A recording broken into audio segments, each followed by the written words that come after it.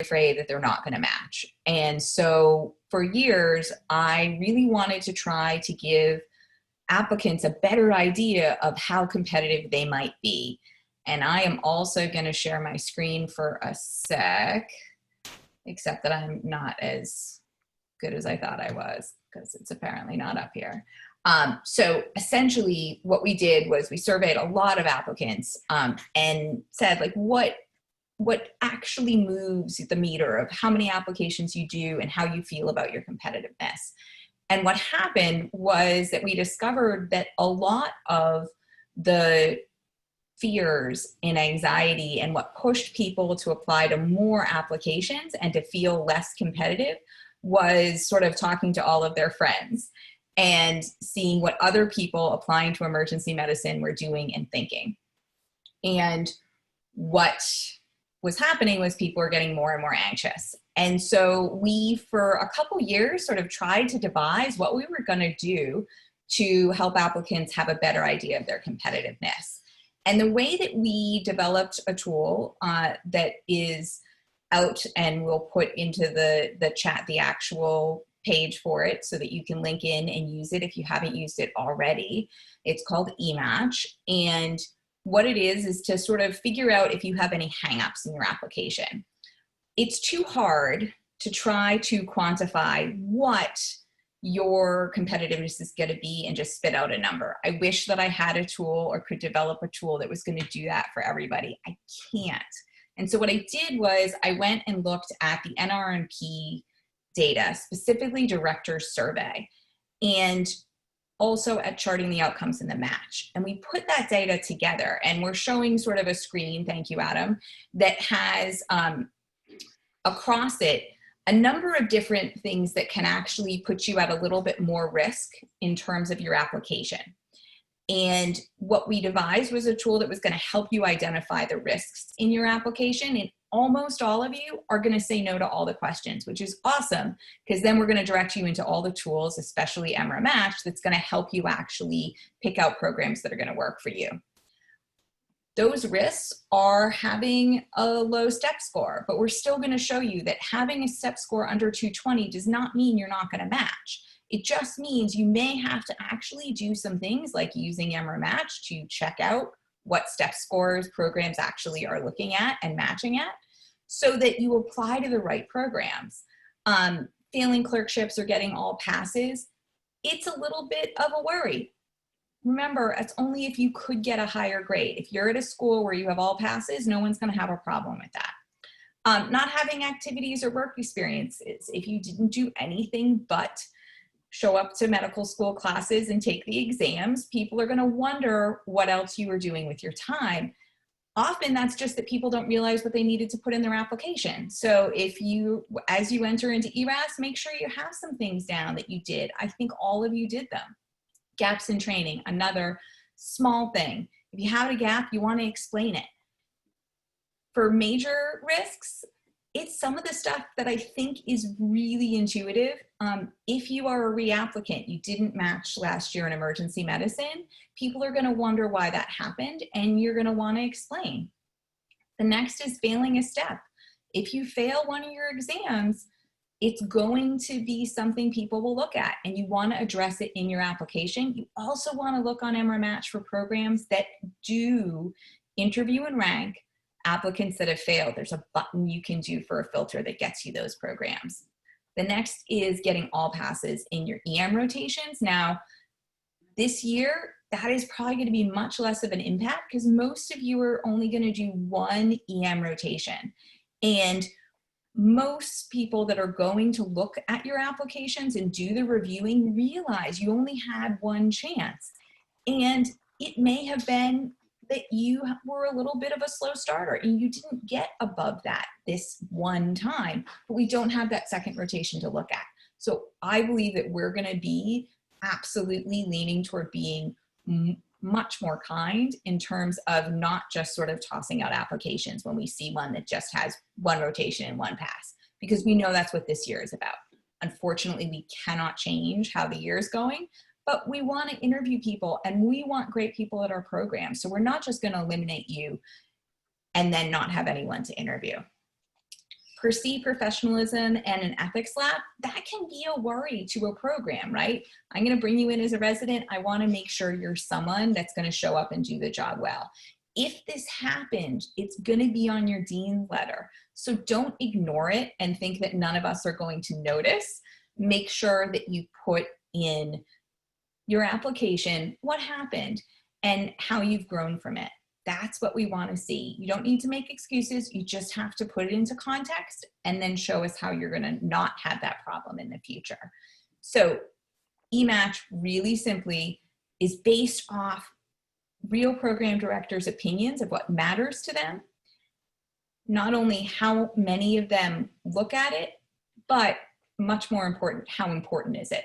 Because that's how we decided what to actually put on the list. It's the things that are minor or major importance, all right, that a lot of people look at.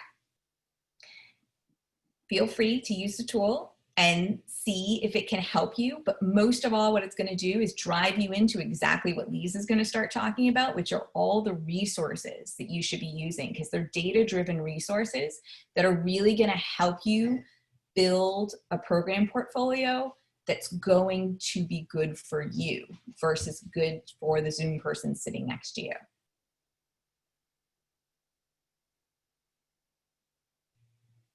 Thanks, Cian. I guess I'll jump in here. So as the clerkship director, I have a lot of advising conversations. I meet with every single rotator. And so we talk about how many programs should I apply to? I would say it's probably the most frequent question that I get. And I try to steer the conversation away from numbers to more towards, I want to make sure that you're applying to the right programs and coming up with a strategy that's coherent. I'm hoping Adam can share his screen with my first slide, which I am going to sort of admit is a busy one, but I like it. And the reason that I like it is it shows that over the last 10 years or so, the amount of work that we're doing for the same outcome has essentially doubled. So the blue bars are the average number of applications per applicant. And you can see that that number has more than doubled in the last 10 years. For the most recent application cycle, that little bar would have jumped up to 57. And if you look at the orange and the red bar, so the percent US seniors applying has stayed about the same. We're not having more applicants or more US seniors making up that pool. And the percent total match has remained completely flat. So for twice the amount of effort, we're getting the exact same outcome. So as Cian mentioned, we all, I think, intuitively feel all of the reasons for that. You're talking to your friends, everybody's nervous, everybody has an anecdotal story of the perfect applicant who didn't match. And it's scary, right? Because you get essentially one shot at this and you don't want to miss your opportunity. But I think the important thing is to really be able to look at your application objectively with a lot of the measures that Cian just talked about, and also really have a good sense of what's out there, being familiar with the differences in programs, being able to intuitively understand what they're looking for, what they do well, and what kind of applicant does well at that program to be able to find that match. And so it's about coming up with a coherent strategy that takes into account your own perceived competitiveness and the perceived competitiveness of your goals. If you are California or bust, that's a tough market. And unless you are a completely really solid competitive applicant, you're going to have to be creative and figure out exactly what it is that you want to come up with a list of programs that has some depth of competitiveness to that application strategy. Otherwise, you're taking a big leap of faith there. The other thing that I want to mention is that I want to try to steer the conversation less away from, or more away from, how many programs should I apply to, and really sort of focus on the goal, which is how many interviews do you need to do to expect to be successful with a match. If I can switch to my next slide, I want to show you that for US allopathic seniors, and the next graph is osteopathic, and you'll see it looks essentially exactly the same. If you can get into that 10 to 12 contiguous rank, so that means you've gone on 10 to 12 interviews and you have 10 to 12 programs on your rank list, you have a greater than 95% chance of matching. That's independent of your board scores, that's independent of your work experience, it's independent of every other thing on your application. It means that there were enough programs that liked you as a person to meet you, they're going to rank you. And if you can get 10 to 12 of those programs to do that, you have a greater than 95% chance of matching. And just so that you'll believe me, if Adam, if you can go to the osteopathic one, you can see osteopathic, and this is independent of whether you had USMLE, whether you had COMLEX, what those scores were. It doesn't matter. If you can get 10 to 12 interviews, you have a greater than 95% chance of matching. And so your application strategy is really driven by how many programs do you think it's going to take for you to apply to get those 10 to 12 interviews. And depending on how competitive you are and how competitive maybe the region that you're looking to break into is, those numbers vary by individual. So it's not something that you can just sort of plug your information into a program and spit out an answer, because it really is very much driven by your own goals. And so that's where understanding what you're looking for in a program, what your priorities are, and really getting familiar with what's out there to identify those programs who are both unlikely to screen you out based on things like a board score, and also to be really interested in you because your interests and your sort of narrative really aligns with what they're looking for and the types of applicants that have been successful at their program in the past. And if you can communicate that effectively in your application, you're going to be really successful.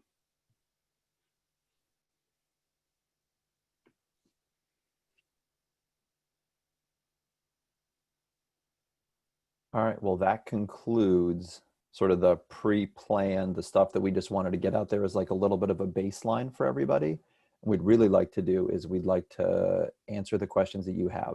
General advising questions, specific ones, Baystate specific stuff. Nothing is off limits. If you don't feel comfortable unmuting and asking it in front of everybody, throw it into the chat and we will throw it out there as well. But you know, we're ready to answer anything that you guys want to hear an answer to. So we have the first question, and it is a graduate from a Canadian medical school who is applying to residency in the US and is wondering what's recommended as a Canadian grad. So we have actually, so this can be a little bit of a special circumstance.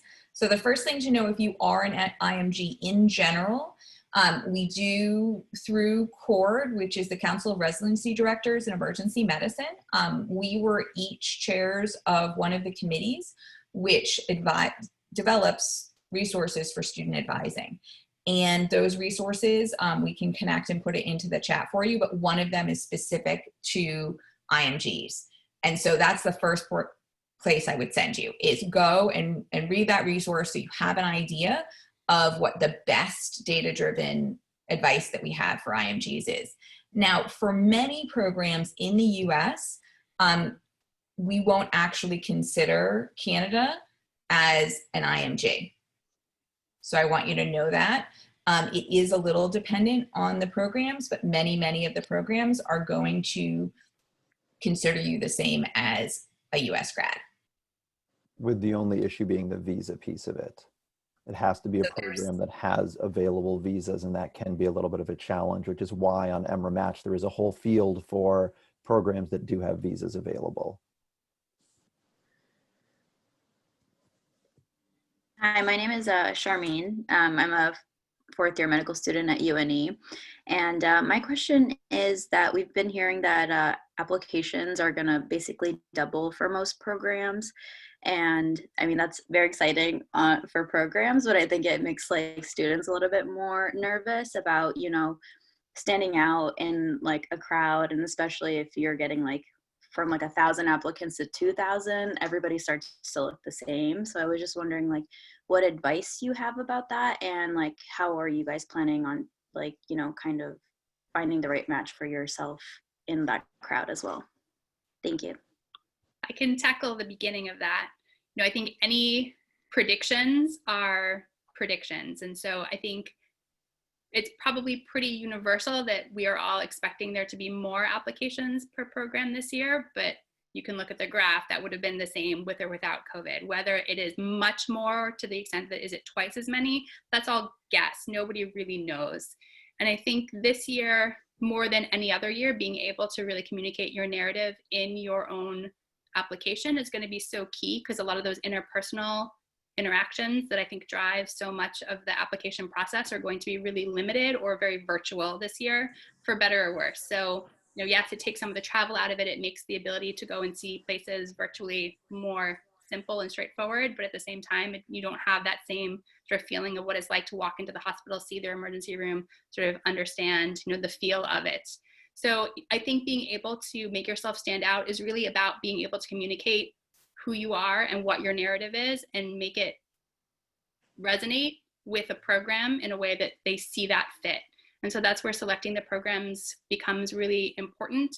And so it's not just, picking a region and picking 40 programs in that region because you want to train there. Is making sure that each program on that list, you've done a little bit of research into it, you know what's important to them, what their culture is, and you can communicate your own narrative in a way that you think will resonate with them.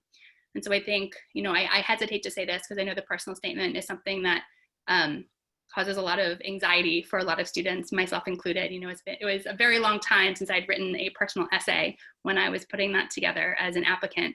But being able to communicate in that, I think, is going to carry more weight this year than potentially in years past. And so making sure that you've got a coherent idea of who you are and what you're looking for, and the more clearly you can communicate that, I think the more successful you'll be. I also think that many programs, ours included, are actually, because of doing virtual interviews, we're actually expanding the interview schedule. Right? It is a little later this year, and we're adding extra days because we are anticipating that we will likely get more applications, but also that it will be harder to sort those applications and obviously find the people that we want to interview. So we're going to interview more people. And, I think that it, is in one sense like, wow, we're going to all do more interviews. But at the same time, I think that is probably a reality of this year. And so I think your chances of getting an interview are actually as good or better than they've been in years past, because I really do think that we realize there are a lot of hindrances to this application season.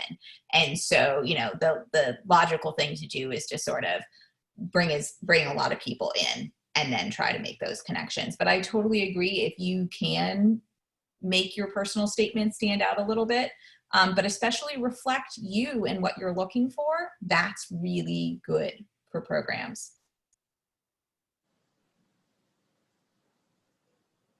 And it looks like there's a question about what the personal statement should look like, common pitfalls and styles of letters. So, if you have a background in creative writing and you want to go really left field and do something that's going to stand out and be different, by all means, feel free to do that if that is a reflection of you. If you are not that person, and I think many of us likely aren't, there is kind of a standard structure to a personal statement that tends to be just what's expected and is absolutely completely reasonable. And so that's essentially 3 paragraphs, with the opening paragraph being why EM? By what series of events did you come to decide that emergency medicine was a specialty for you? That second paragraph is going to be, what do you bring to the table? What is your background and your experiences and your strengths that you think fit really well with EM as a specialty, that you're going to be that natural fit? And then that third paragraph is sort of extrapolating forward. Where do you see yourself in EM? What about EM makes you excited? And going forward in a career, where do you see yourself fitting in? With sort of the little asterisks as being, if you have any of those red flags or those sort of worrisome historical things that CN mentioned, the personal statement is the place to address that. So if you had a step 1 failure, if you took some extra time to finish medical school, fit that in there and use it to show how you've grown from it. So that would be, what you bring to the table. You took a setback and you made yourself a better applicant for it. So the personal statement is where that belongs. The thing that I will say when it comes to pitfalls, the most important things under a page, spell checked, grammatically correct, right? So I'm going to say that again, under a page, spell checked and grammatically correct.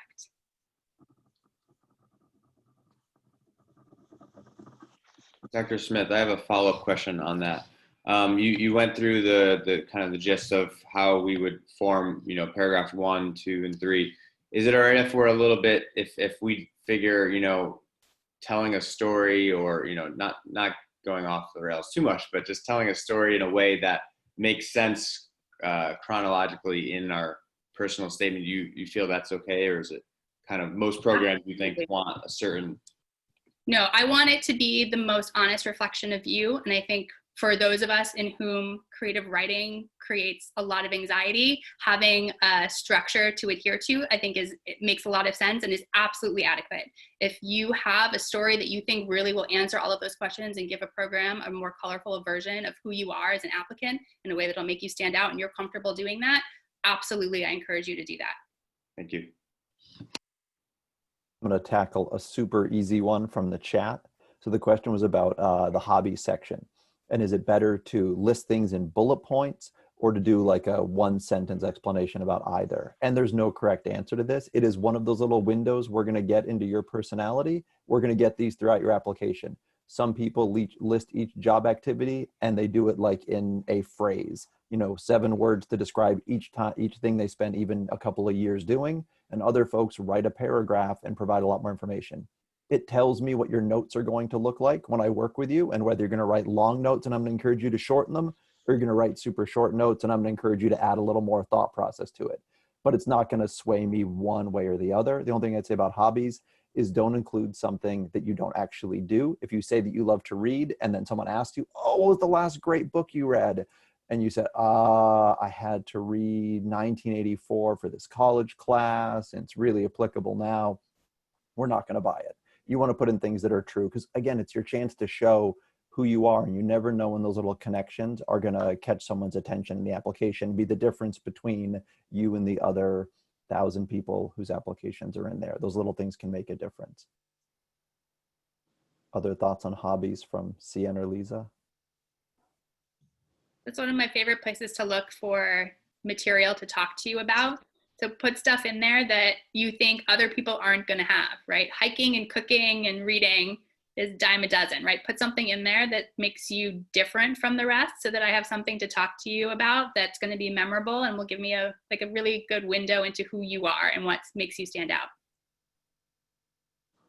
And 3 or 5 things that you really do and really enjoy that you can very easily and readily discuss is better than 20 things that you hardly ever do and you blank out when you're stressed out and there's a lot of adrenaline in an interview.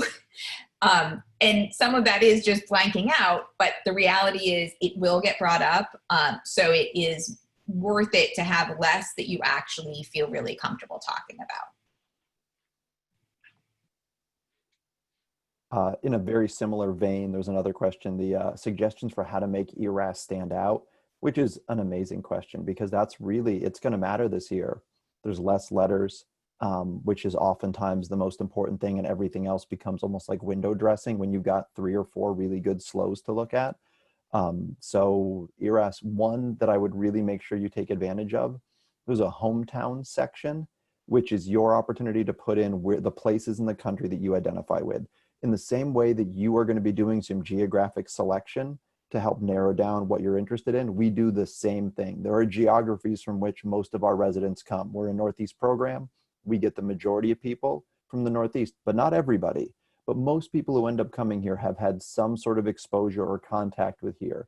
And so you don't want to list, one hometown in each of the 6 regions of the country, to try and scam us. But you want to put the places you actually have a connection to, and it may be your only opportunity because there may be some place you have a connection to because of family, but you didn't go to college there, you didn't go to med school there, and you didn't do a rotation there. So especially when you can't do away rotations, this is sort of a chance to put that in there. And so I would take advantage of that and use that because we're going to be looking for it too.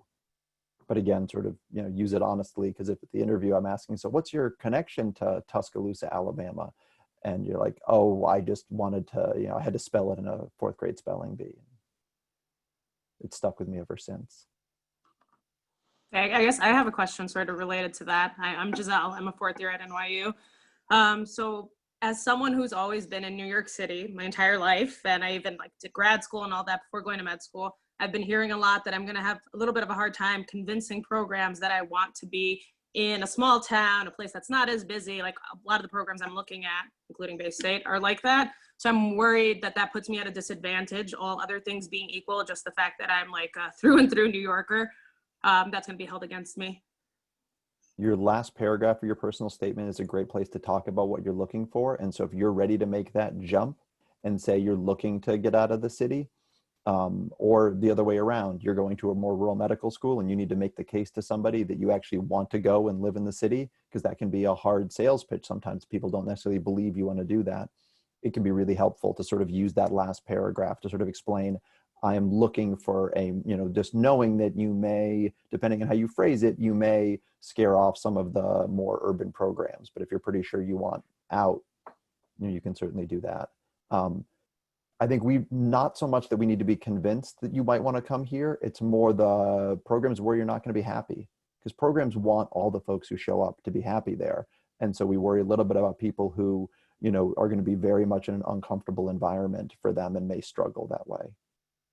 We had one resident a few years ago who's now back in New York City, who came from New York City, and he had very specific religious dietary things that were hard to deal with. So he lost, I don't know, 20, 30 pounds while he was here. And I saw him right before COVID started, and he'd put them all back on, living back at home where he could get food that like met his requirements. So there can be very real things that can kind of get into geography. Thank you. Lucienne and Liza, other big thoughts on things that stand out to you in an ERS application? So one of the things that I think doesn't get mentioned that often, but I know I look for, and pretty much all the people I know that review applications look for, is at that job section. We do want to see that you have held down some jobs, but there are also jobs that you might not actually think have much to do with medicine, but they actually do, and they very much have a lot to do with emergency medicine, and that's especially service jobs. So if you've ever been wait staff or a bartender or managed really anything, even just working in a shop, all of those actually, they develop your skills and your abilities to work with other people and to work with customers. And we don't want to always think of our patients as customers in the emergency department, but they very much are. And me knowing that you were able to hold that job down makes me much more confident that you have some of the same skills that you're going to use in emergency medicine. So don't think because that job isn't related directly to medicine that you shouldn't include it. Put those jobs down. They can make me notice your application. I totally agree with Adam that you really can put some information into that last paragraph about what you're looking for, not only in the future, but with your application. And you can put in things like, hey, I would like a change. You know, I've really wanted to experience other areas of the country, or I'm open to looking at other areas and trying things out for residency. And again, if there's some part of me that's wondering why you're leaving New York City, I see that and I'm like, oh, because they want to change a pace. They want to see what else is out there. That's going to make me good. If you had a job in another, again, in an area that you're applying, again, that's a spot where adding that job in can actually help out, because I'll be like, hey, you have actually been in Western Mass. There's a really good chance if you were applying, that it wasn't a horrible experience for you and you're willing to be here again. So go right ahead and do that. We had a couple other questions sort of along the same vein. What if I'm not geographically limited? Again, I think those are the spots where you put that. And can you put a hometown in an area that you haven't lived, but most of your family lives there? I would be fine with that. And when I asked you about it, you know, on the day, you would just say, hey, all my family's from around here. Like, and I wouldn't in any way be offended that you put it down as your hometown. That means you have a support system in place, and residency is going to be hard. So having a support network nearby that isn't just CN, who has you when you're an intern, is a good thing. Hi, my name is Amit. I'm a fourth year at the Technion. I wanted to ask, you talked about the hobby section and the jobs.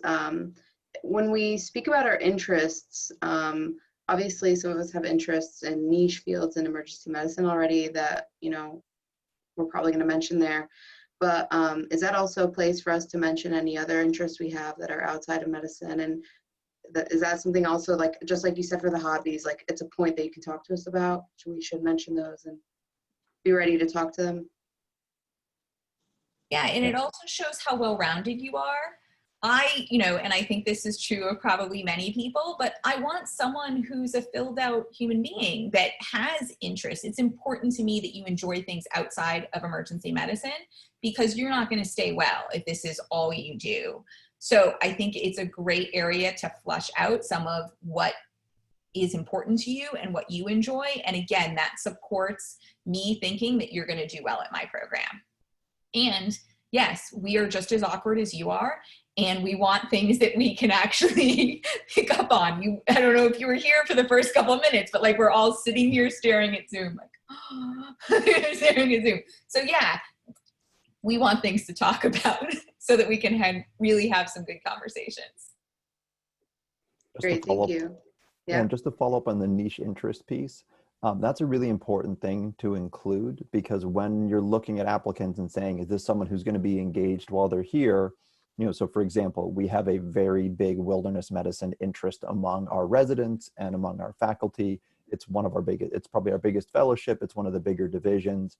We get a lot of people who that's the thing that made them say, why Baystate? And if that's part of the reason for why you're choosing where you're applying or anything like that, whether it's global health or social EM or whatever it is, picking out those things and making sure I can tell from your application, because I'm going to say, this is someone who's going to come here to interview, hear all about all the stuff we do, and come out of that process actually interested. Because in the end, despite all the anxiety now, you're going to go, almost all of you are going to go to one of the programs that you rank highly. The whole thing is student weighted. You should be interviewing the programs and looking for how you're going to fit. And I want to bring people in for interview who I think are going to come out of the interview day really excited to rank us highly on their list. So to follow up for that, did he cut out for a second? Oh. Did he cut out? You're on speaker. So I was wondering, in terms of that, it's like, for me personally, like there's a few things that are of interest to me in niche EM subspecialties: wilderness, disaster, global health, social EM.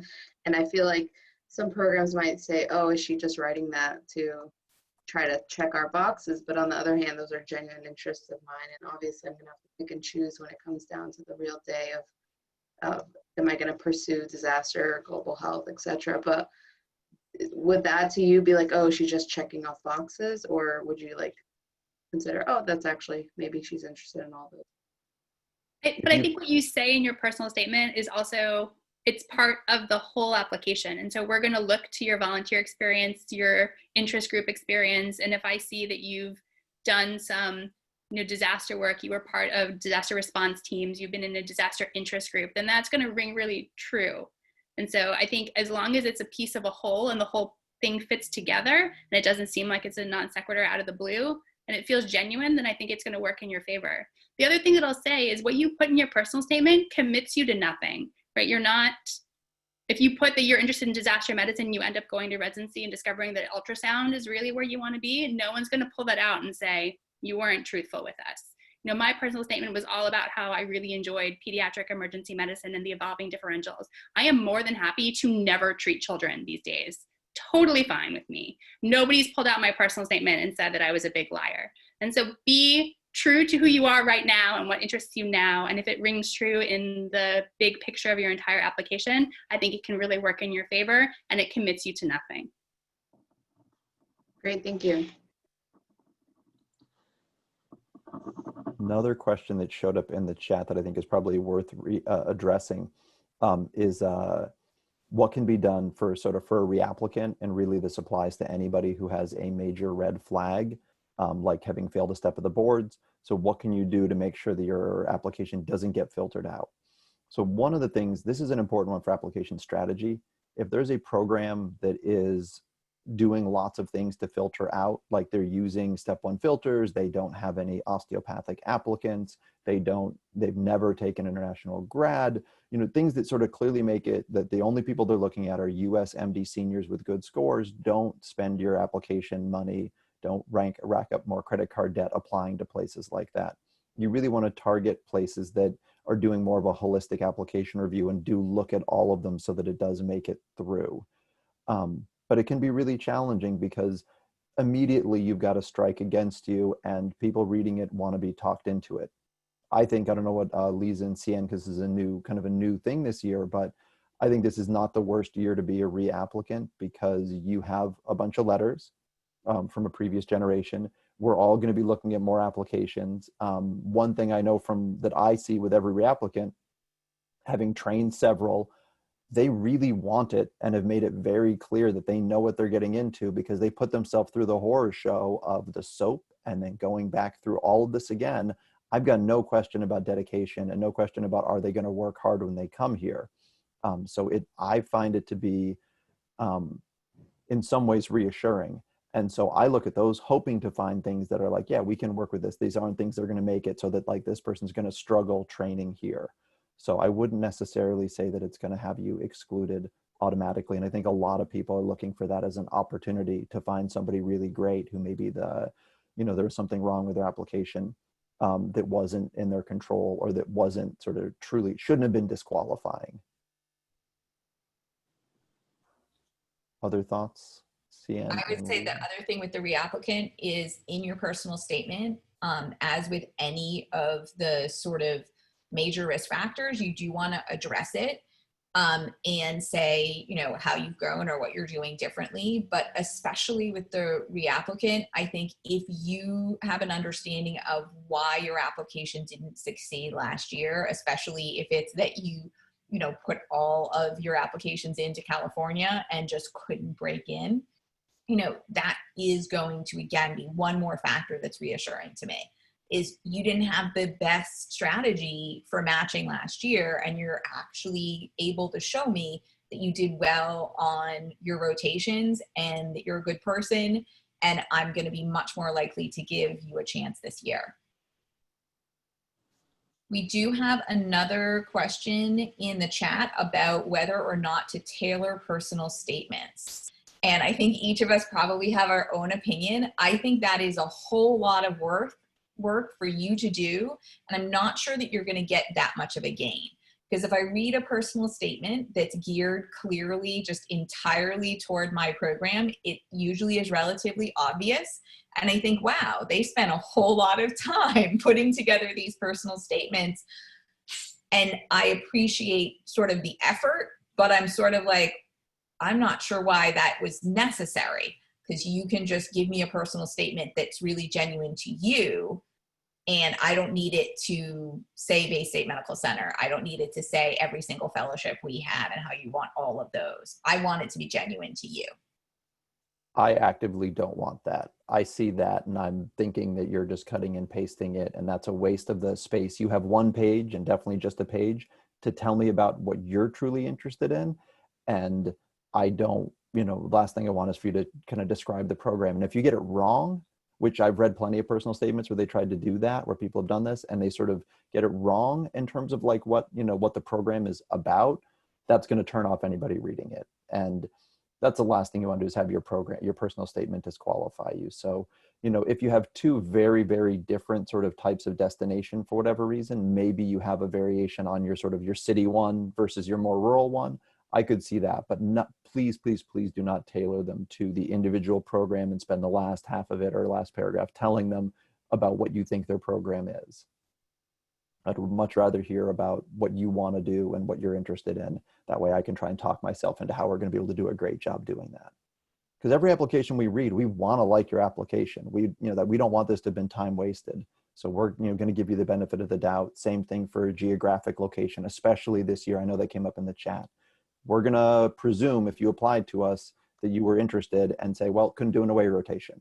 With the absence of information, we're going to try and give you the benefit of the doubt.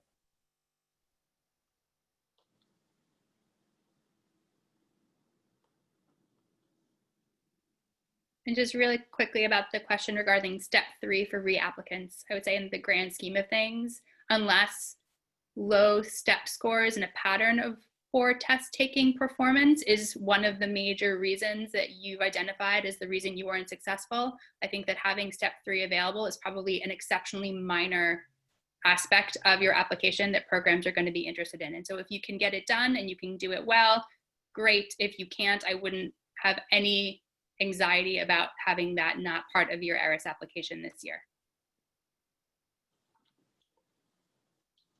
I know somebody asked about interview stuff. We will definitely address that and come back to it. But while we're on the application one, there's a really good question about parallel programs and application strategy.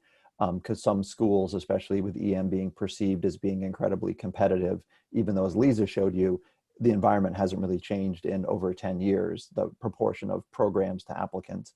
A lot of people get pushed that they need to do a parallel plan as a way to make sure that they have something on match day. Liza and Cian, what do you think about that? Who should have a parallel plan, as in another specialty that is perceived to be less competitive as a backup? So this is where you need an EM advisor, and specifically an academic EM advisor. You need someone who can sit with you and look at the very specifics of your application and say, hey, this is building up to enough risk that you should go forward with a parallel plan. That's going to be very, very few people, but those are the people. If you use a tool like EMATCH, or you just look through charting outcomes in the match and you look through the program director survey, in the end, you can say, hey, I don't have any of these risks, or I have a bunch of these risks. And only if you have a bunch of them, am I going to say you probably need a parallel plan. But advisor, you need a personal advisor. And there are resources for getting personal advisors online. We are all willing to do advising for anyone who especially is at a program where you don't have an academic EM residency at your medical school. Please contact us. We will be very happy to help out and be that point person to at least go over things with you so that you have an idea of where you're standing.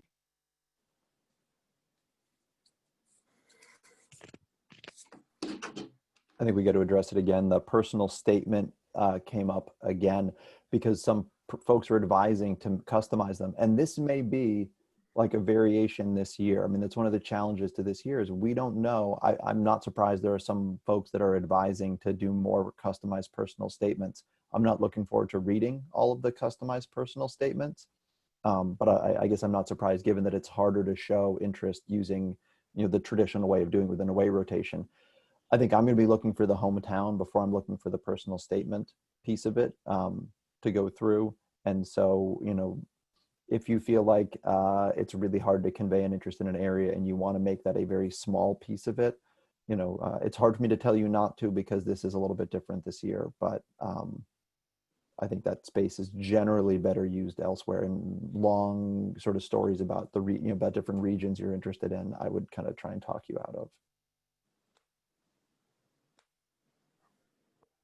We have a question about letters of recommendation and which letters of recommendation we like to see most. So we'll be totally honest. We want to see SLOs. And if you're able to get SLOs, that's what we want to see. And that's what every emergency medicine program wants to see. But this year, my expectation is I hope you have one SLO. That's what I sort of am expecting to come through. And I'll be really excited if you have one. If you have more than one, that's great, but it's going to be extremely rare this year.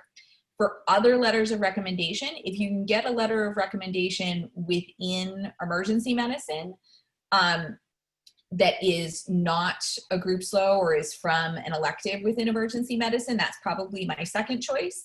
And my third choice is for you to have and CORD put out a letter to be used by non-EM faculty for what they felt represents your performance. That is also going to be perfectly acceptable this year because we just realized that you aren't going to be able to do the number of rotations that you would have done in previous years. So we are going to be much more accepting of other people's opinions on how you performed. Somewhat related to that question, if we have hypothetically a EM subspecialty that's coming in after October 21st, is that okay to submit that 1 to 2 weeks after that, or is that kind of flag our application as incomplete or late? Please, please, please submit it because it's something I'll look at. It's someone from emergency medicine, and especially if they worked clinically with you at all, they can reflect on your performance clinically. And in a year where we are, having much less data than we would normally have, I think that really will benefit you even if it's late. And importantly, as a follow-up to that, it is critical that you have your application complete and ready to go to programs the day it opens. Don't hold your application a week or two for that second letter. We want whatever you've got at the earliest possible moment. We're going to start reviewing applications immediately because we've got a shortened timeline this year, and we really want to get to as many of you in as holistic a way as we can. Don't wait. If a letter comes in 1, 2, 3 weeks later, not a big deal. As long as you've got your application complete and ready to go on October 21st, you're going to be fine. So as a follow-up to that, should we, let's say the letter comes in, should we email you as the program that we're interested in and say, hi, we submitted a new letter, so you're aware of it, right? Because you don't get a notification that we have a new letter in our app. Yep, that's a perfectly good reason to contact a program by whatever way they've sort of specified. Sometimes it's they call the coordinator, sometimes it's email the coordinator, sometimes it's directly to the program. Usually it's through the coordinator to update it. And then they'll let us know, if it's somebody who's on our list to review, they'll let us know. Plus we also periodically go back and look through the folks that we haven't made a decision on to see if there's new information. There's a bunch, every program has a little bit different way that they sort of do everything. And we do have a much shorter window to do it this year. And so the more stuff we have right away, the better. But, most programs are going to look at your application if it has at least 2 letters, preferably 3. So if you're worried about like a 4th letter coming in late, don't worry about that. That's going to be okay. So just as a follow-up, so I'm an IMG. So currently, like if I only have a non-residency faculty SLO, and I have a physician that teaches us at our school back home, our home institution, and they're an EM physician from Canada. And like they wrote us a recommendation letter. I should ask for that in a SLO format, I've been told by like CORD and CDEM, that's preferred. Do they being a Canadian physician like reflect poorly to you guys, or do you guys consider that? No, okay. All the best evidence-based medicine's coming from Canada. I think half the FOMED articles that I send out to the residents are coming from EM Ottawa or Canadian EM. Right. They know what they're doing up there. So we do not, emergency is, medicine from Canada. I'll take that over trauma surgery. I will definitely take that over a psychiatry letter, but use those alternative SLO formats, because the problem with other letters has always been that they're written by people who don't get what we're looking for. In that letter, we're prompting them with, here's what we want to know. And hopefully they'll be able to at least address the kinds of things we want to know about you, which has to be better than a long narrative telling us like what a spectacular, like 100-point physical exam you do. Okay. All right. Perfect. And so if it's like our 2nd or 3rd letter that we are able to get some type of actual group SLO written after the 21st of October. So that would be a case where you say, worry about that, get that into you guys so you're aware of it. Yeah, hold a spot for like a true residency EM group SLO. Hold a spot for that. But if you have 3 other letters that are in there, your review may wait until that actual letter shows up, but have everything that you can already in there. Okay, great. Thank you so much.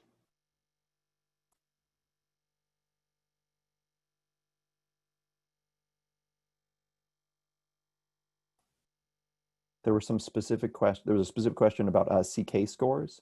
So CK scores for interview, with everybody's testing being delayed, we're again going to have the same thing where we're all going to have to be more forgiving.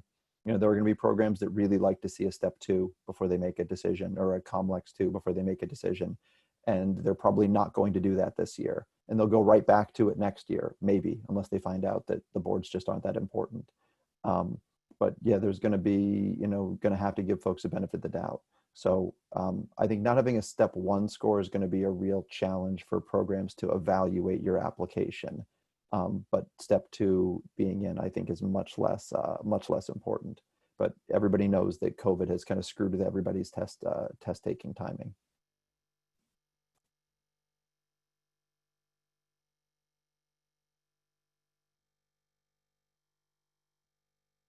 Why don't we address the interview day advice, because you're all going to get some interviews, probably more interviews than you need, with a majority of you are going to be canceling interviews at some point. Cian, I know this is something you often talk to folks about. Do you want to give your sort of interview day best interview tips? So thankfully, a lot of the things that I usually am gonna warn you about like are off the table this year. And that's usually to make the pre-nights because it shows your interest and it gives you an opportunity to see people in a social interaction, especially the residents, that you can't get any other way. And that's gonna give you the best window into programs, and all of that's out the window. I also tell you not to check luggage when you're flying. And again, nobody's flying anywhere. So things that are important this year, you've got to have a good internet connection wherever you're going to do your virtual interviews, all right? You need to have a background that doesn't look too distracting. Now, Adam's really into Legos and he spent a lot of time on all those Legos and he had to display them. But you might want to have kind of a boring background behind you. If you can, have lighting in front of you rather than behind you to reduce glare. You can see there's a ton of glare because it's sunny outside and I'm in my dining room, which has a lot of windows. But you want to try to make it as clear as possible so whoever's interviewing you is focused on you and not on the stuff that's behind you. Right? Don't spend money. Don't spend a lot of time. Just like move the laundry out. Trust me, all of my laundry's in the corner over here and you can't see it. That's all. Like right before I move it all. You want to be professionally dressed from the waist up. I don't care what you're wearing on the bottom, but from the waist up, look professional, all right? It does not need to be a true suit, but it should look put together, all right? I can't imagine that anyone is not going to give you, is not going to rank you because you didn't have a suit jacket on, but you are going to be hot during this, and especially if you wear your suit and you're inside, make sure that you turn your heat down if you were in a place that's heated during the winter, because you're gonna produce a lot of heat yourself and you're just gonna notice that you're getting really sweaty, and I don't want you to feel uncomfortable during the interview because that's gonna make it harder for you to be yourself, right? It is a great idea to practice so that one, you can see what your room looks like, how you look on camera. This sounds so silly, but practicing staring at the actual camera rather than at the person you're talking to, which is really, really hard to do because you want to look at the person, put the person in the middle of the screen. That'll make your life easier. Just little things that'll help you realize how you're doing. If you don't have a Zoom account, you can use FaceTime. Isn't going to be exactly the same, or any of the other programs that let you video, but you can go on, put the video on and see what you're looking like so you can practice a little bit. And the last is, if you have somebody to practice answering some of the questions you sort of know you're going to get, right? Somebody is going to ask you why you want to do emergency medicine. Somebody is, Adam. Might not be me and you, but somebody's going to be Liza. You're going to get asked, why you think you're going to be good at emergency medicine. You're going to get asked what challenges you've encountered and how you've overcome them. Like, those are all going to be questions that you ask. What is your greatest weakness? All of those things are going to get asked to you, and you might as well practice answering some of them. You don't want it to seem so rehearsed that you memorize the lines, and please don't have a sheet of paper in front of you or something on your desktop that tells you what you're saying. But have actually thought it through so that you have a relatively well-organized answer. And emergency medicine, we like to be succinct. So while this answer hasn't been succinct, you want to be succinct in your answers in the interviews. You don't actually have that much time.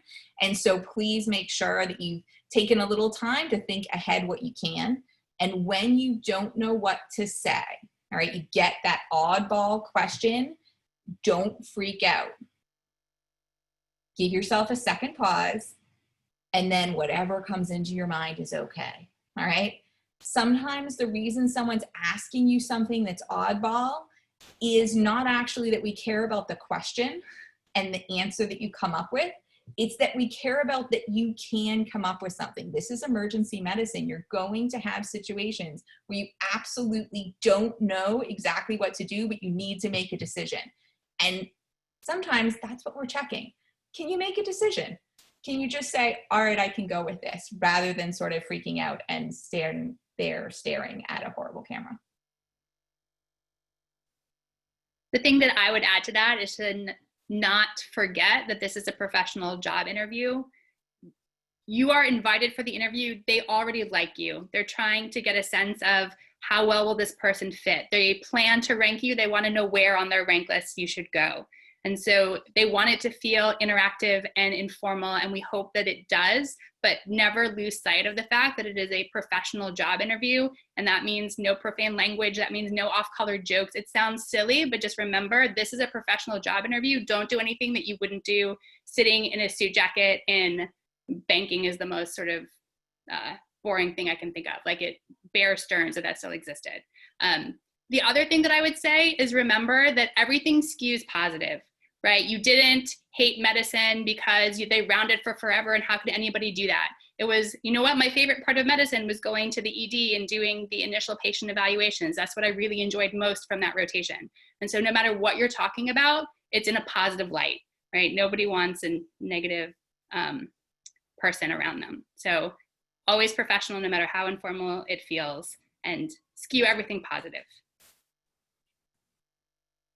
One other interview tip I would throw out there, and this is probably my favorite one, is have questions and have good questions. And good questions does not mean anything about me and what I'm interested in. A good question is something that really matters to you, that you care about the answer, not something where you're just asking because you think you're supposed to ask and then your eyes are going to glaze over as soon as I start answering it.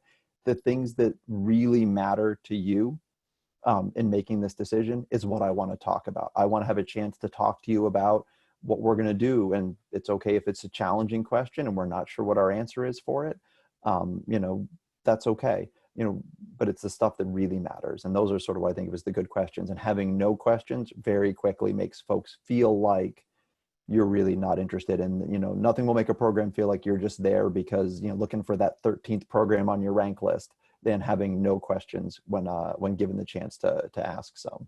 The other suggestion that I'll jump in there with is if you happen to get the list of people you are going to be interviewing with ahead of time, and some programs will send you your interview itinerary, you know, the night or the week before, look up who those people are and what their roles are at the program so that you're not asking your wilderness medicine question to the clerkship director and you're not asking your program curriculum and innovation questions to the wilderness person. And it shows that you've done your homework, you thought about what you wanted to know, and you've asked the person who's most likely to give you the right answer. Like a quick Google, not like really getting deep into it. And, you know, you don't want to tell them like, so what was it like to go to elementary school there?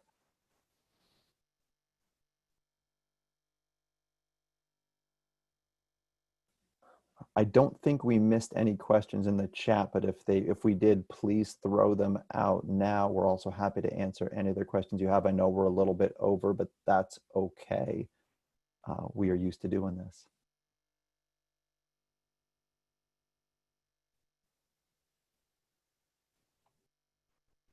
I have one question. Oh, sorry, did somebody have a question before me? You can go ahead. No, go ahead. All right. Hello, I'm Tiana. Hi, Tiana. Go ahead. I'm from NICOM. I was just wondering, what is a good and positive way we can make ourselves stand out, especially since we won't be meeting people face to face and you will be seeing more applicants?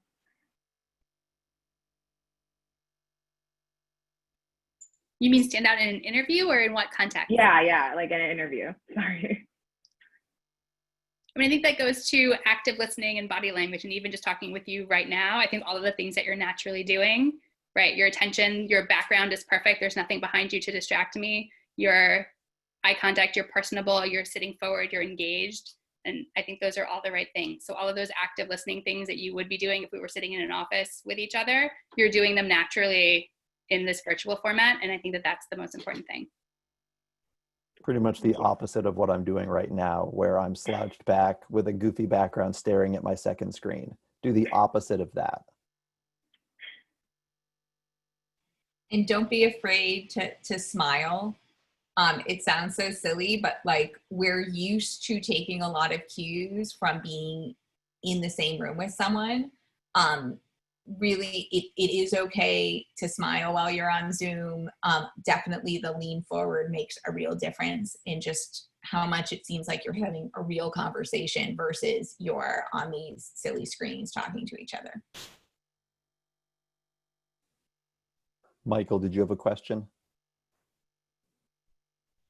Just a quick question about the actual ranking process. I don't know if this is a question I can ask, so just tell me no if it's not, but just how the ranking process kind of works at the end of the year, where it's been mentioned to me before that it's in our favor, but the actual specifics of like when I put in a program like number 1 versus number 2, if I had put it number 1, I'm trying to figure out how to word this. Just kind of how that process works, where ranking within my list, if I rank something further down that I was accepted to versus something further up that I wasn't, how does that negatively affect me? Or are we not allowed to talk about that at all?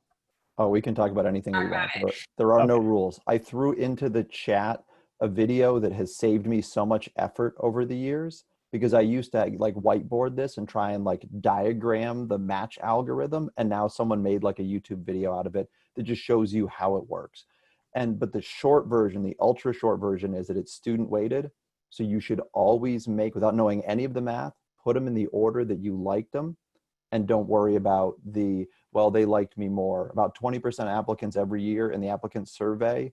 Oh, did I put the wrong one in there? Oh, no, that's the right one. Scared me with the chat comment. So every year, about 20% of people admit to saying that they rank them based on this sort of idea of like, well, I had to put them up there because I thought they liked me more. That's just self-defeating, because you will go to the program that gets to you on their list, that you rank the highest. And the algorithm just keeps moving you up your list until it finds one where you settle, where they, the one that goes to you on their list. And watch the video. It makes a whole lot more sense than me playing with my hands, but it is student weighted. Put them in the order you want to go there. And also know that 75 to 80% of applicants get somewhere within their top 3 choices. So if you want to spend sleepless nights reorganizing number 1 and number 2 and number 2 and number 3, fine. But do not lose sleep over 6 and 7 and 8 and 10. Those are there just to make your backup and make sure that you've got that depth. But most of you are going to get somewhere in your top 3. And pretty frequently, it hasn't come up here, but pretty frequently I get asked like, when should I be not ranking a program? And for me, the way I would have you think about that is, if you would rather not do emergency medicine than do emergency medicine at that residency, don't rank it. But if you would rather do emergency medicine at that residency than not get to do emergency medicine, rank it. Thank you so much. It's helpful. Hi, my name is Prague, like the city. I'm Canadian from a Caribbean medical school called UMHS in St. Kitts and Nevis. Thanks for doing this. I was just wondering, because I have 2 questions, but one was basically, what were you looking for? I know it's been like 2-3 years at least, but what were you looking for, or maybe your residents were looking for when they were matching to determine fit for them? And how do you recommend figuring that out in this kind of situation where it's all on Zoom? Yeah, thank you. It's an amazing question. It goes right with the one Colleen put in the chat about getting an idea of culture virtually. Not every program is getting things going in terms of online things, but just about everybody is going to. We are even, just now winding up. That's why this started getting advertised about 3-4 days ago. We've been talking about doing it. We finally just got like sort of the planning together, and we still know we're ahead of the curve compared to some programs, and others have been doing things for months. We're all going to do stuff to try and give you an insight into it. We're going to do in a couple of weeks, and you guys will all see the advertising for it, we're going to do one of our like a virtual trivia night, mixing residents with applicants, and for a giant trivia night, because we do those as a residency sometimes. Other places are going to be doing virtual happy hours. We're going to be doing a virtual night before event during it. Every place, either in advance during this sort of like recruitment phase or during the actual interview process, is going to give you opportunities to mix with the residents and talk to them and ask them about why they chose to go there. Ask them about what they do in their spare time, and really give you a chance to sort of get a feel for the culture, which is exactly what happens. And it's the most important part of the interview. And it's the hardest part to replicate. We can replicate sitting across each other uncomfortably in my office pretty well on Zoom. And, you know, the question part of it, the actually you guys not getting to know. I mean, right now we've got teams of residents recording videos to do tours, to try and give you a sense of what it's like in the department and in the area, what people do in their hobbies, all kinds of stuff. And every program to greater and lesser extents is doing the same thing to try and help you fill in that piece that you're just not going to get.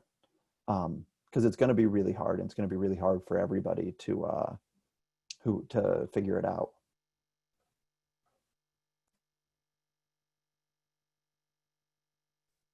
Thank you.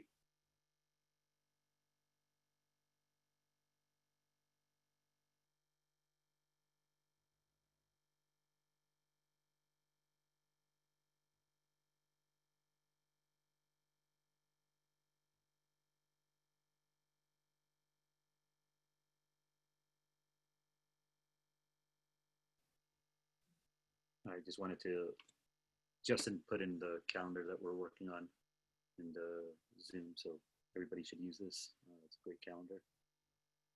For the EM events, that's. Yeah, and there's going to be lots more. I mean, looking at that calendar was part of why we decided to do afternoon, because so much stuff is happening in the evening. And if you think there's a lot now, there's going to be even more once like the real application season starts. Because programs don't see your application until the 21st of October. So they are even further behind to where you guys are. There's a long gap between when you can start submitting things and when they actually see it.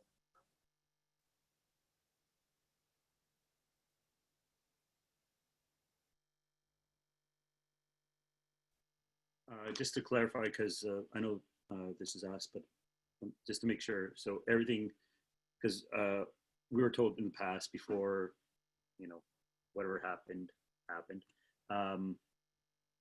that September 15th was the date. Now it's October 21st. I just want to clarify that you could submit it October 20th.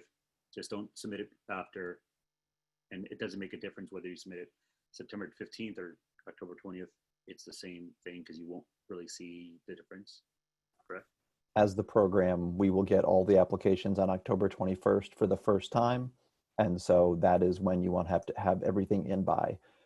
It's just a good goal to have everything you can control uploaded as soon as possible so that you're done with it and get it sort of out of your hands. And, you know, that's why we sort of push for trying to have everything you can ready for September 15th so you have control over it. But you do have more time. The actual time the programs will see it will not be until the 21st of October.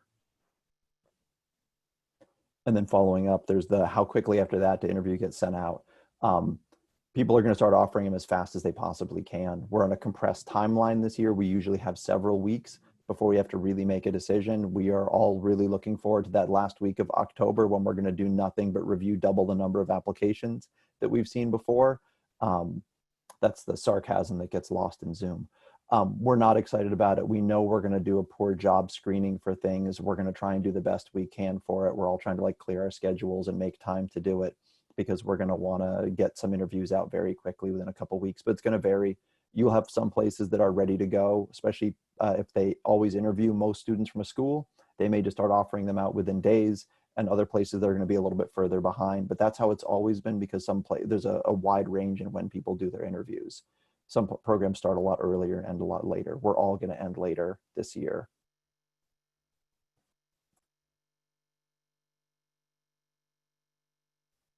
I might have missed this, but there's something, sorry, I'm chatty. Does step 3 make a difference, like whether you have good scores or not? Since I graduated off cycle, does it make a difference if I do that as well or not? The only time that would likely help is if you were someone who struggled with some of your other steps. If you struggled with them, especially if you had a fail on one of them, that may, and you did well on step 3, it might reinforce that you've overcome that obstacle. I can't see how it would help otherwise. Okay, yeah, I was thinking of doing it even though I did okay, well, decently well on the other ones. So I don't think it'll help encourage people to interview you. Yeah. And then somebody mentioned the possibility of second looks. Now we've gotten into things we're not supposed to talk about. So we have been told by the AAMC that there are no second looks. There's no in-person. It's supposed to be a 100% virtual thing. What's actually going to happen? I don't know. I know our institution has said no contact whatsoever. We're in Massachusetts. For those who aren't in Massachusetts, we are relatively clamped down compared to some other parts of the country, even though case numbers here are pretty low. The rules are very strict. Our hospital is following the most rigid interpretation of that. So there's not going to be second looks in person here. Programs are going to try and come up with something like we have a tiered sort of amount of information. Like we've got additional things we're going to have for the folks who come and interview to try and give a little bit more impression, and that are maybe a little bit less filtered than what you would put out as just sitting on the internet for the hospital executives to take a look at. I think a lot of programs are going to do that. And I'm sure there are going to be places that will allow, whether it's quiet second looks or come tour the area and we'll set something up. But right now I couldn't even get you in the building if I tried. And we don't see that changing anytime until phase 4, which is vaccine, at least here.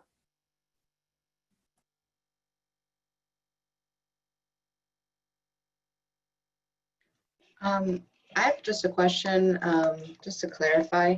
I've had a lot of people I've reached out to in EM tell me, at least like recent grads, tell me that EM is more step 2 CK oriented. And I know that this year they're going to be they'll be more forgiving about step 2 CK, you're not being taken.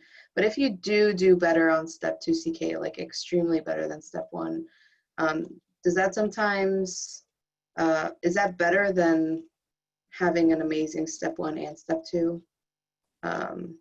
Someone said, no, the growth that you have is much better for EM.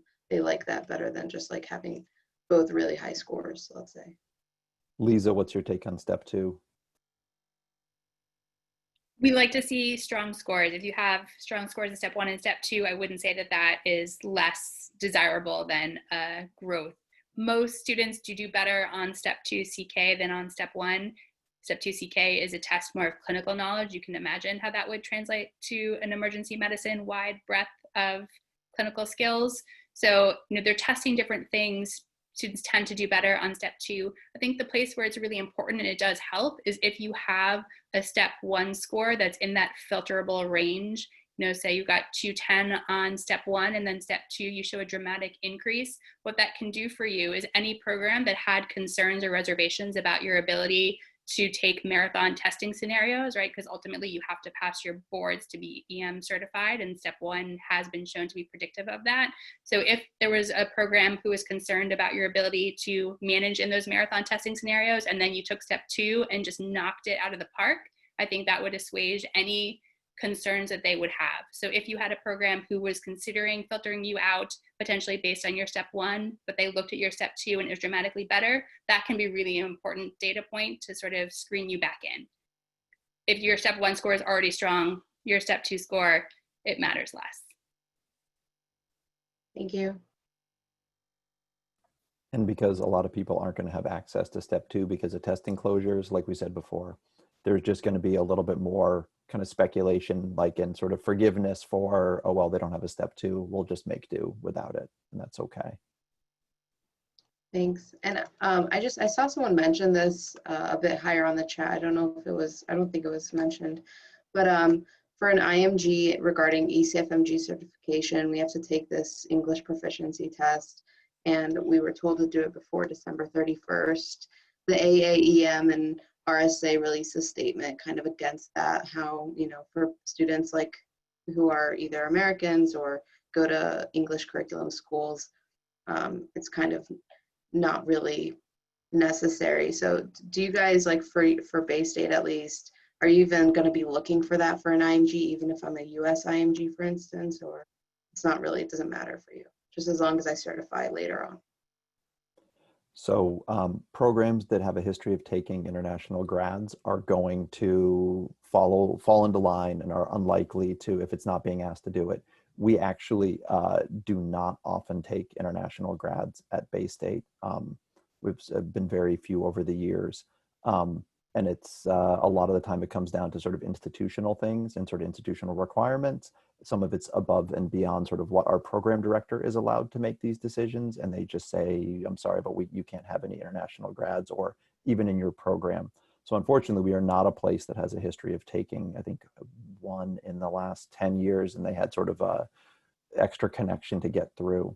So, but any place that does take foreign international grads is going to not hold you to the ECFMG. Thanks. Prague again, like the city. As a Canadian, the Canadian programs are all 5 years, and I always ask this just because I always want to get perspective, because my mind keeps on changing 3 year versus 4 year programs. Just whether you yourselves had done 3 year programs and then came to a 4 year, or were you all from 4 year programs, and what your thinking is on that? Because I know the majority are 3 year programs in the States, but a lot of academic places are 4 years. Not to say that there's not a lot of 3 year programs, but still, I just wanted to get your perspective. Thank you. Cheers. I think having trained in a 3 year program, that 3 year programs are probably a little too short. And if there was a 3.5, that would probably be the perfect length for emergency medicine, but that's not a thing. So at a 3 year program, you're going to get educated in emergency medicine. But when you compare to someone who graduates from a 4 year program, that person has a whole extra year experience, and they are going to come out being a better emergency physician. The trick is that the catch up usually doesn't take a year.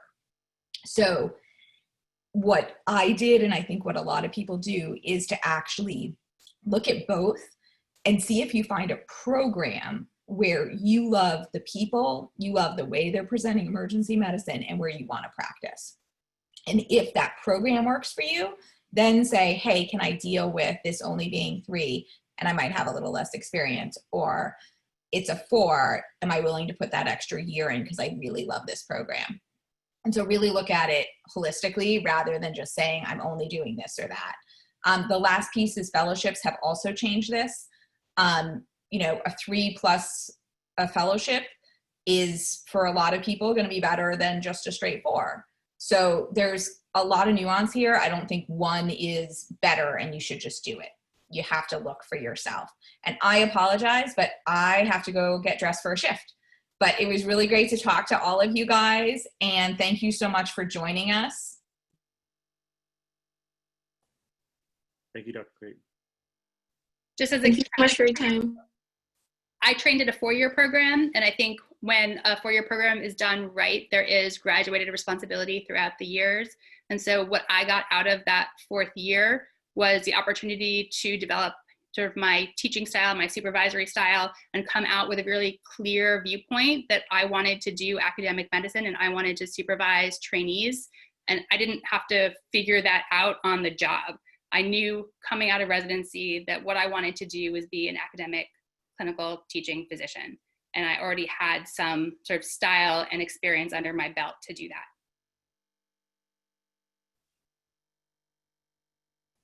At the time, I really wanted to do 3.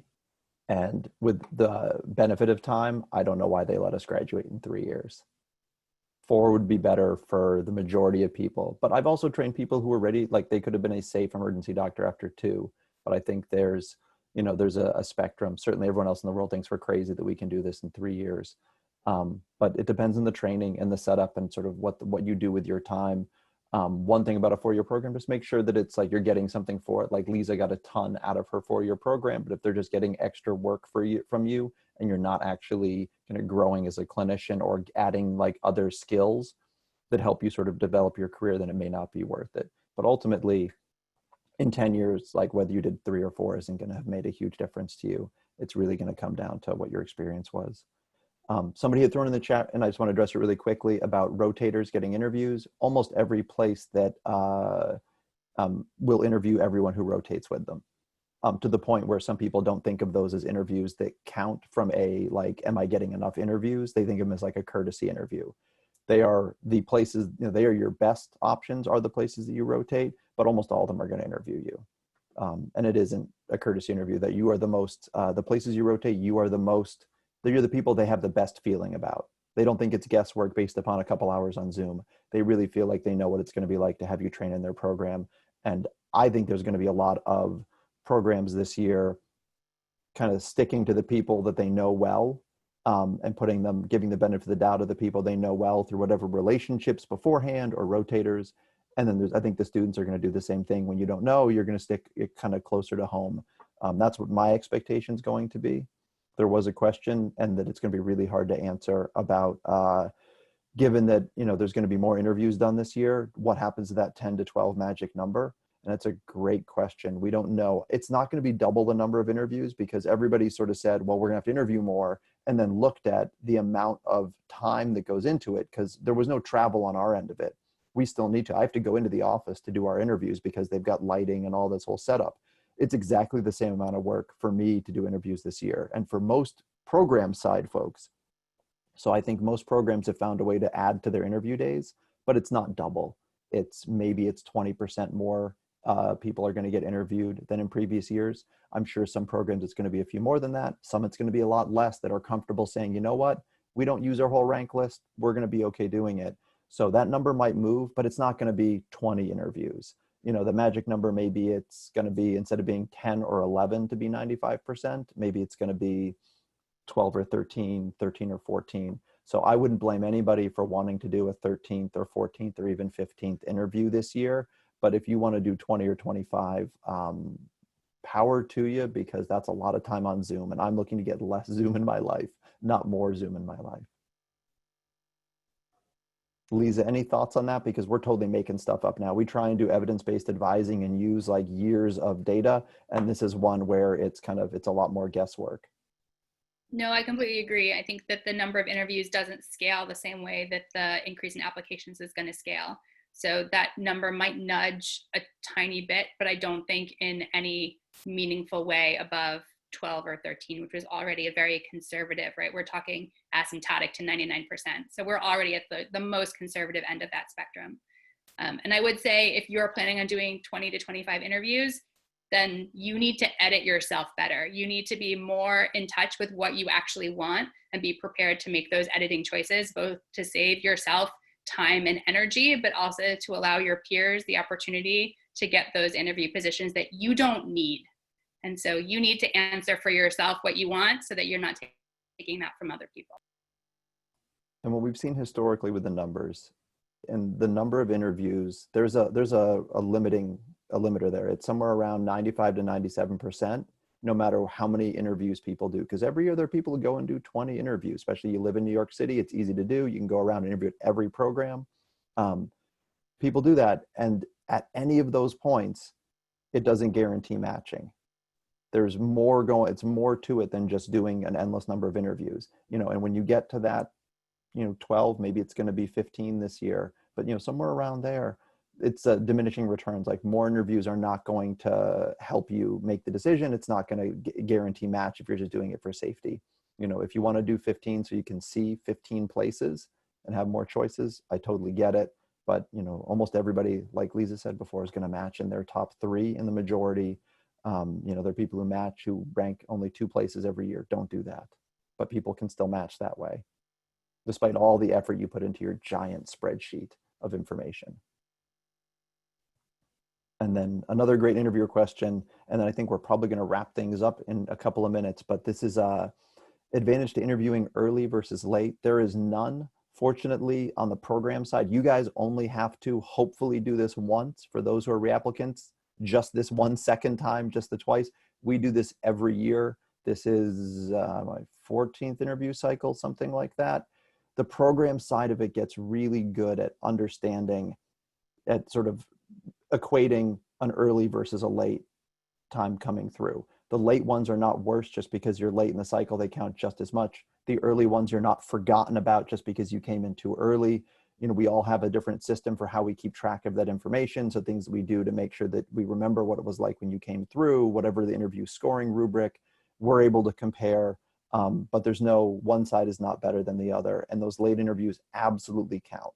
They're not just padding the back of the rank list. We match somebody from the last week of interviews almost every year.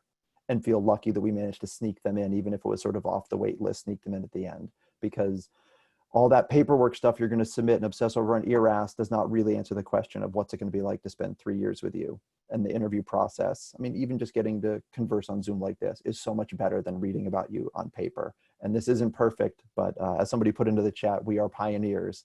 You guys are going to have great stories to tell about what your application process was like. How you had to do the whole thing on Zoom before that was the preferred way of doing it. Liza, do you have any sort of final thoughts? No, I like that pioneer analogy. So we tell the residents when they're talking about how no one's allowed to travel is like, you're gonna be able to tell people the rest of your career, I had to walk uphill both ways to put my N95 on, and have great stories to tell that the residents will be rolling their eyes just like they roll their eyes at me now. Never at Liza though, they never roll their eyes at Liza. Not to my face. All right. So we threw our emails in there. Please hit us up with follow-up questions. If you're worried about your personal competitiveness and don't feel like you have a more local advisor who can give you advice, please, we are happy to answer those questions for you and to go through it with you. So feel free to reach out. I think Prague had a question about how does career mentoring work at Baystate. It works like this. We talk a lot. We talk about everything. We talk about what you want, and we try and help you get there. And that's what we're trying to do. It was great to sort of meet all of you. I look forward to sort of meeting you all again, and then maybe even seeing some of you in the department at some point. All right, take care. Thank you. Thank you. Cheers.